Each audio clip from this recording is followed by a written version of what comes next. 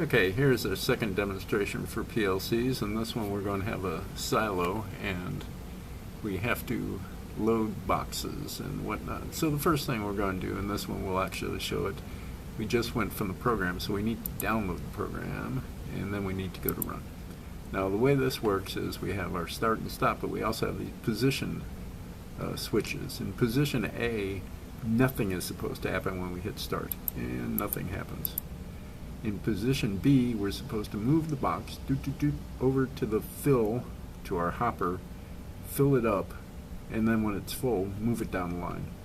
And in position C, the boxes just go past and do not get filled at all when they stop at the hopper.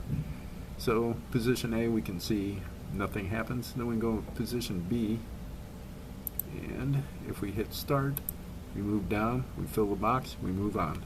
Do another one.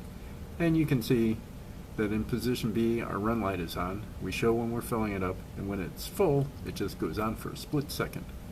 It goes on. And here we've got our logic. It's a little more complicated than the last one because we have additional switches that control what happens or what does not happen. And then if we move over here, we'll go into position C. And there our boxes just go right past. We're not going to fill those boxes at all. And so that's the way it works. Now, especially in position B, it's kind of tricky how it gets full. And there's some PowerPoint slides that'll show this. One of the things is that when it goes through the logic, it examines everything from left to right, top to bottom.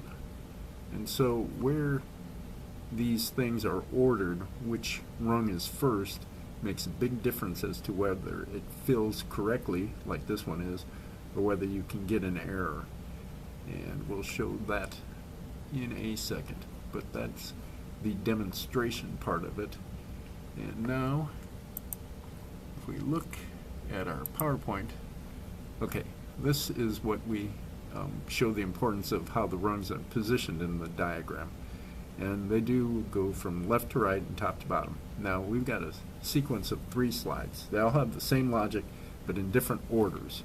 So 2 of them don't work, 1 of them works. And it's a pretty tricky idea, but you need to understand it.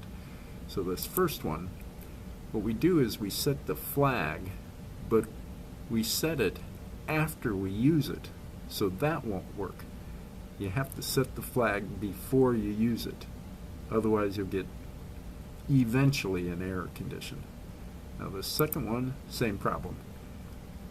We set the flag down here, but we use it up here, and that also will not work. And as you can see, there's some of this shows the fill, some of it's spilled on the floor, so yeah, that obviously doesn't work. Now here is the one that we used. We set the flag here and we use it here. We set another flag here and we use it here. We always set it before we use it, and that does work, and that's what we have. So that's kind of an important point, and you need to know and you need to watch out for that. So that is the full demonstration number 2.